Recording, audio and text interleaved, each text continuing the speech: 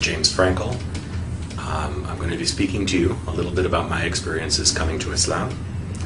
I'm speaking to you now from Honolulu, Hawaii, and it is September 2011. I'm sorry, 2010. Getting ahead of us. I am a professor of comparative religion, and I teach classes in Islam also at the University of Hawaii at Manoa. And I've lived in Hawaii now for just over 2 years, and just entering my third year. And some brothers asked me if I could speak about my experiences, so hopefully, inshallah, I can do this today, and if this is helpful to anybody, may Allah give us all hidayah. As I said, I came to Hawaii 2 years ago. Before that, I lived in New York City. I was born and raised in New York City, born in 1969, and grew up in Manhattan and part of the time in Brooklyn, another few years of my life. For the most part, had a very happy family life. My parents raised me not with any particular religion, but I think with basic set of moral values. Actually, by heritage, my background is Jewish, but I grew up in a very secular household, and there wasn't a lot of religious practice. The only connection I really had to any kind of traditional religion was from my father's side, my grandmother, my father's mother, who was a practicing Jew. And, it's from her that I learned a few things, Bible stories, stories of the prophets. And for a brief period, my parents actually attempted to send me to a Hebrew school to learn more, but I was not very comfortable there, and actually got kicked out for asking too many questions. So this is probably my character, and it has brought me, I should say, to where I am today. As a professor and as a Muslim, I continue to ask a lot of questions. So I grew up in this way, without any real religious foundation, and this continued through my life into my late teens, and I was actually at the age of 13. I had two experiences that are worth mentioning. One, I read the Communist Manifesto of Karl Marx and decided that I was a communist at age 13. I thought the values were sound, and I thought the philosophy was potentially beneficial to people. Also at that time, I suppose this might be one of the earliest exposures to Islam that I can remember. My best friend at that time was from Pakistan. I went to an international school, so I had friends from all over the world. I had a Pakistani friend who gave me a copy of the Quran and thought that it would be, he wanted me to read it. He said, "I don't want you to go to hell." And of course, at that time in my life, thoughts of hell or heaven were not really in my consciousness. And I think I took the book and put it on my shelf, and there it stayed for many years without being opened. A couple of years later, I think I became quite disillusioned as I learned more about the way that communism was actually practiced in many countries in the world. And so I gave up that philosophy as well. And it really wasn't until I entered university that I began to ask the questions that would lead me directly onto this path. I think as a child I was always thoughtful and always wondered about the meaning of life, and those basic questions of why we're here and where we're going, why we suffer. All of those things were always present in my mind, even as a child. But as I got older, and when I went to university, I focused a lot more on my studies until I had a particular experience. You remember the grandmother that I mentioned before? When I was in university, I was living in Washington, D.C., and I got a phone call from my cousin who was going to school in Maryland. And it was a surprise visit from my grandparents and my aunt and another cousin, and they took me out for dinner. And I spent the evening basically just talking to my grandmother. I told her about my plans to start studying Chinese, which I was doing at the time. I told her about my plans to move back to New York, to transfer to Columbia University. And it was almost as if I saw her and she was giving me her blessing on all of these various decisions that I was making in my life as a young adult. At the end of the evening, I was walking her to her car, and in the parking lot of this restaurant, she turned her ankle and she tripped. And I asked her, "Grandma, are you okay?" And she said, "Don't worry about me. Just worry about yourself." Okay, I thought. And then I continued to walk with her to the car. I opened the door. She got in. I kissed her goodnight. And I said, "Well, I guess the next time I'll see you will be for Thanksgiving when I come back to New York." And she said to me, "God willing." And okay, I didn't think much of it at the time. I closed the door and off they drove. My cousin took me back to my dormitory, and I went to bed. And early the next morning, I got a phone call, and it was my cousin. And I asked him why he was calling so early. And he said, there was no other way to say it. He said, "Grandma died." I said, "Really?" I thought he was joking, maybe. I said, "What are you talking about?" And he explained that she had a heart attack in her sleep. And of course, her final words to me, were echoing in my ears. I said, "I'll see you soon." And she said, "God willing." And I said, "Are you okay?" And she said, "Take care of yourself."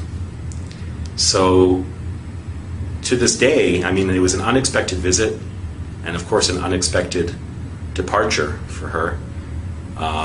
And to this day, I can only wonder, about the meaning of that encounter with my grandmother, who, of course, as I said, was my only link to traditional religion.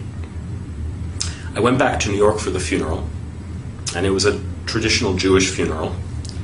And the rabbi who was giving the eulogy spoke about my grandmother and said, "Sarah was a rare treasure," he said. "She was like a jewel, and now God has taken this treasure back to him." I said, "Okay." That's what rabbis would say.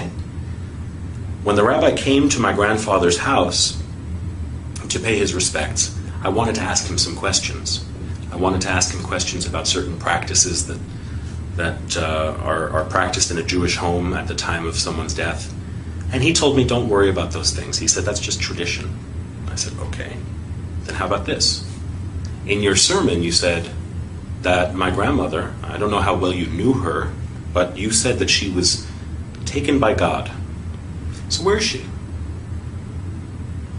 And for that matter, where will I go? Where will you go? Where do any of us go? And why are we here?" And all of those questions that well up in the human heart. And the rabbi, I remember very clearly, he looked at his watch and he said, "I have to go." And I don't think that he realized how angry that made me.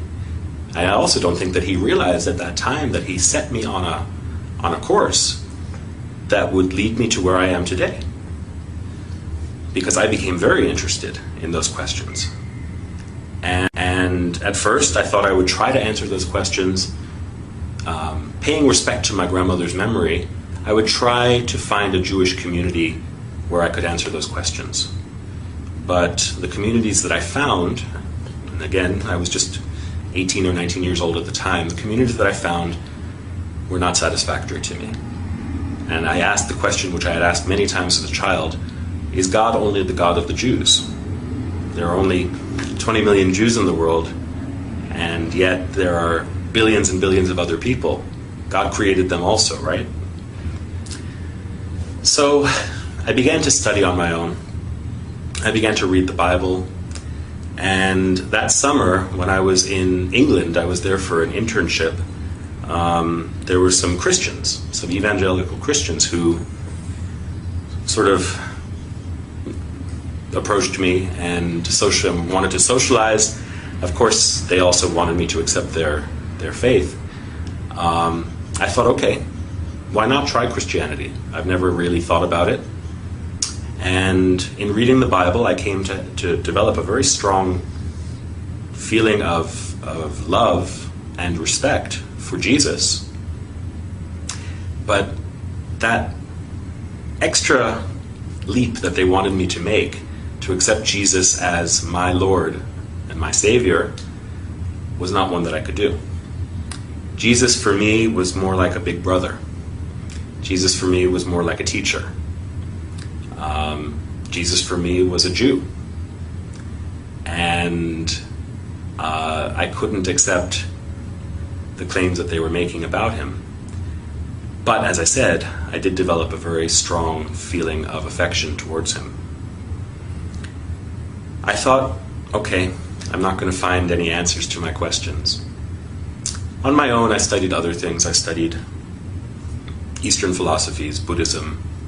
I read the Upanishads. I studied Western philosophies, particularly Greek and Roman Stoic philosophy. But nothing really was answering the profound questions that I had.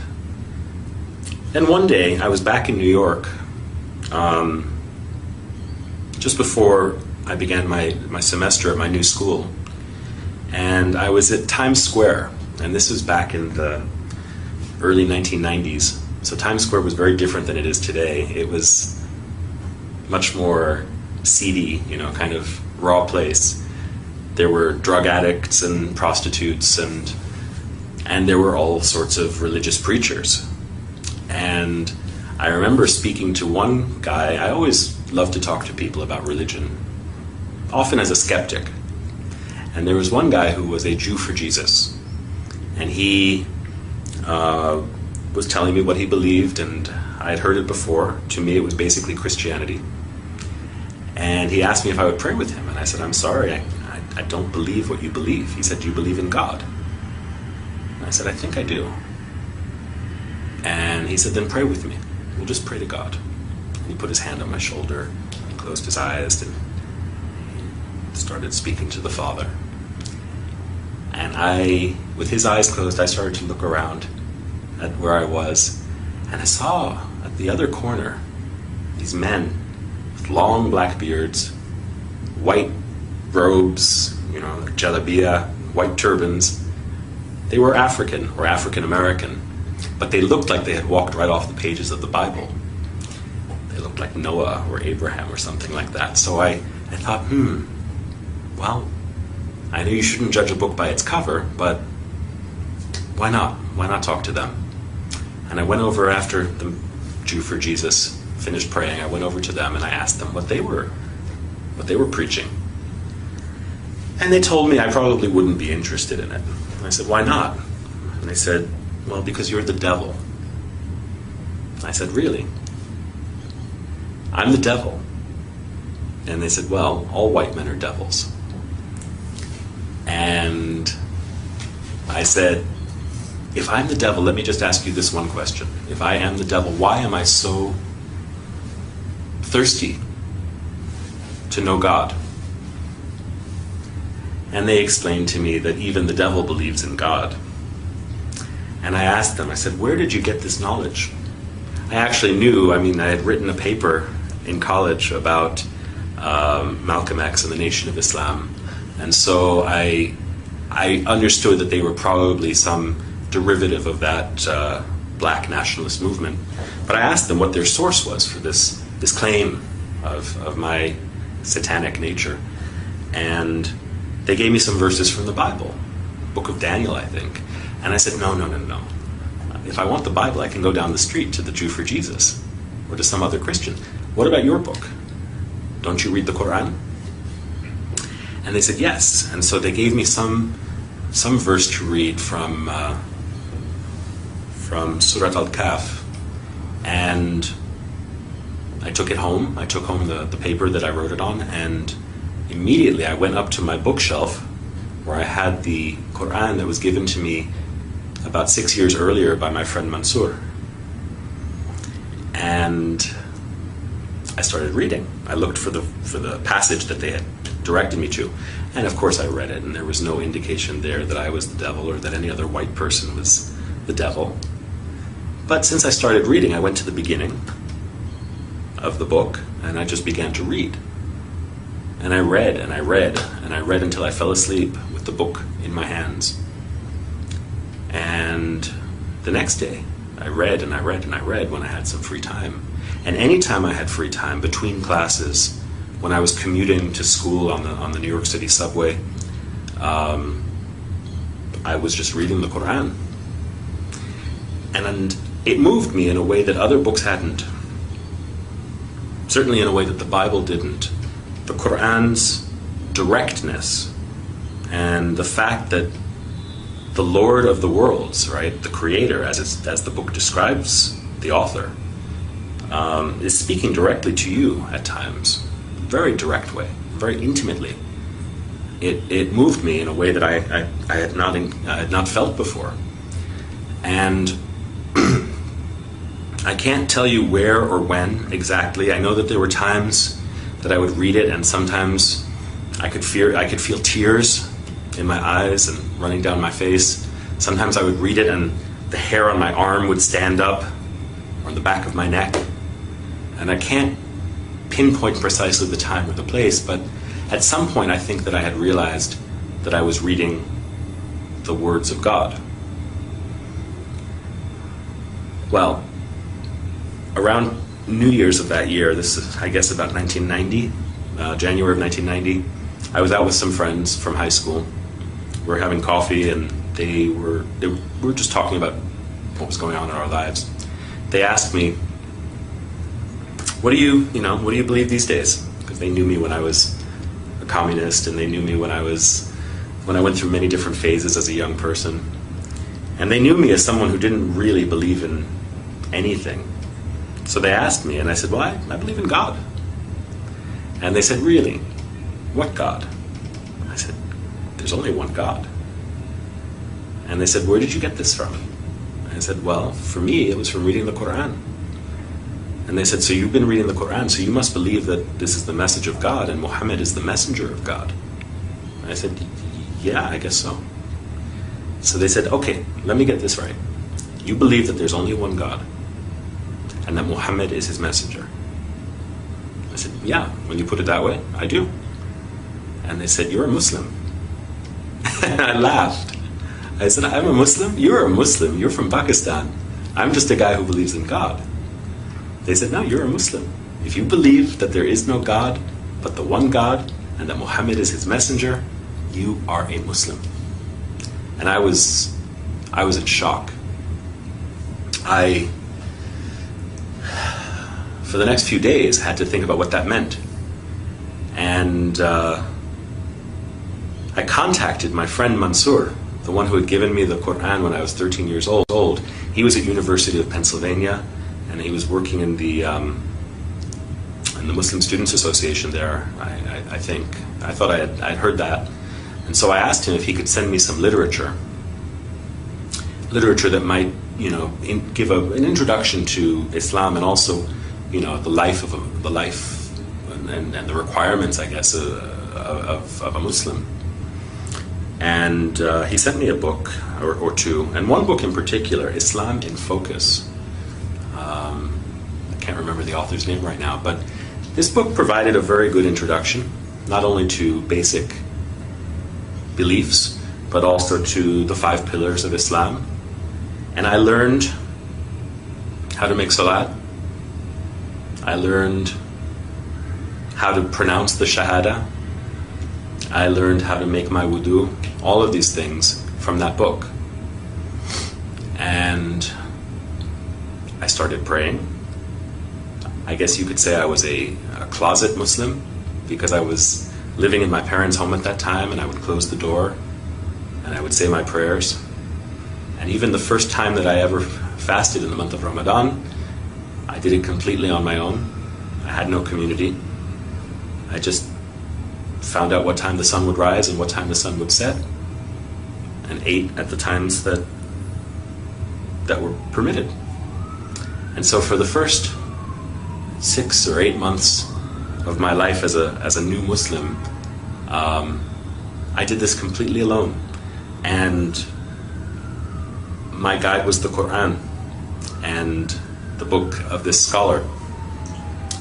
And that's the story of how I embraced Islam, actually. At a certain point, I had to tell my family. And so this was sort of coming out of the closet. And one night at dinner, I was sitting with my family, and I told them, I said, I've been reading the Quran. They said, yeah, we know. We've seen you carrying it everywhere. And I said, I really believe it. And I said, what I've learned is that besides believing, there are certain practical implications of that belief, which I have chosen to follow also. So I guess that makes me a Muslim. My mother's reaction was very strong. She cried. And I think she asked herself, and probably looked at my father and thought, where did we go wrong? How did this happen? I think my father's approach was much more relaxed. He probably thought to himself, well, my son was a communist when he was 13. He was, a skinhead when he was 16. He went through so many different phases, maybe this is just another phase. And I suppose both my mother and my father were onto something. I mean, this was a phase, but it wasn't just a passing phase, or so I thought, or hoped. And my mother must have realized that I was serious. But of course her reaction was one of fear and regret, which I suppose are understandable when one is ignorant and only has distorted perceptions based on misinformation or limited information. So there were great challenges in those first years trying to communicate with my parents. I have to say, alhamdulillah, they are very understanding, and they've been very patient, and we've come to a better understanding. At first I think my mother worried that I would turn into some kind of a monster. But I tried to reassure her that, since embracing Islam, I'm a better student. I think I'm a better son, And, it wasn't as though I was a bad person before Islam. Maybe for some people, setting foot on this path is necessary for them to be able to reform themselves. In my case, I thanked my parents, actually, for giving me the values that I was able to recognize when I came to Islam. And as I said, I wasn't a bad person, inshallah. Islam has made me, makes me, and will make me a better person. So, everybody's path is different, how they get there, and even once they embrace Islam, everybody has a different way of understanding this path. For me, it has a lot to do with learning and knowledge. I think that the basic purpose of life, the basic purpose of Islam, is to gain knowledge of ourselves, knowledge of our world, of our universe, and knowledge of our intimate relationship with Allah. So this has propelled me into my career. I don't know that I would be a professor today if I hadn't become a Muslim. I'm not saying that everybody should be a professor, but for me it's been a long journey of learning and now teaching. Along the way I've gained a great respect and appreciation for other religions also, which I don't think I would have had I not had this grounding in Islam. And I think that something that new Muslims should take to heart is that, when one becomes a Muslim, one doesn't become a different person. Rasulullah sallallahu alaihi wasallam said that people bring to Islam what they had before. So even among his companions, there were people who had special talents or challenges, and these are ones that they would have to continue to work with or to work on after entering the path. So similarly, I think I can say that's true for me. There are many challenges, and life continues to have its struggles. It just requires patience. For me, this is almost a 20-year journey, and only Allah knows how and where it will end. So my advice to new Muslims, or even to people who have been Muslim for a long time, is just to bear with patience and see what Allah will surprise you with. Not with fear, but with love and with hope. If there are non-Muslims who are hearing me today, I think you owe it to yourself to know as much as you can about the things in the world around you. Islam is certainly present in the world. It's almost unavoidable in the news and in the world around us. And if you don't know any Muslims, probably will at some point. I think it behooves all of us to know each other. So, if you're curious, there are lots of resources out there. If you're in Hawaii, give me a call. I'm at the University of Hawaii at Manoa in the religion department, so if I can be of any help, let me know. And even to those people who are from Muslim families or who are, we can always increase in knowledge and in compassion and in love for each other. So it's that's my wish for all of you, and thank you for listening. With that, I say Assalamu alaikum wa rahmatullahi wa barakatuh.